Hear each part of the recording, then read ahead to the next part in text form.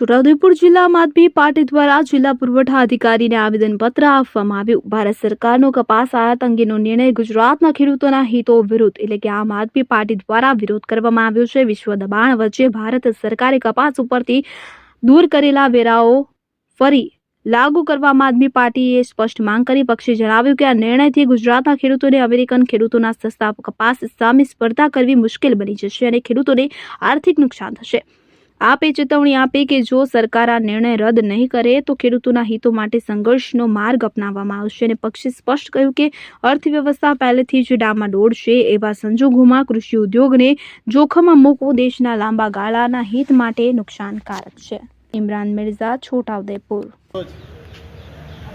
આમ આદમી પાર્ટી છોટાઉદેપુર જિલ્લા કાર્યકરો દ્વારા આવેદનપત્ર આપવા માટે આવી છે। ભારત સરકાર દ્વારા જે વિદેશી આયાત કપાસના તમામ કરવેરાથી મુક્ત કરવા માટેના નિર્ણય લેવામાં આવે છે, જે બાબતે ખાસ કરીને ભારત અને ગુજરાતના સમગ્ર ખેડૂતોને આવા નિર્ણયોથી નુકસાન થઈ શકે એવી વાત છે। ખાસ કરીને વિદેશી આયાત કપાસ જો ગુજરાત અને ભારતની અંદર આવશે અને જેઓનું મૂલ્ય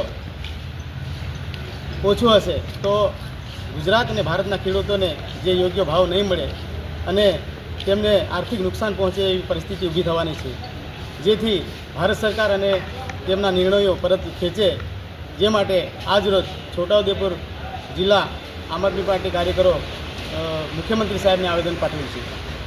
તમારું નામ? મારું નામ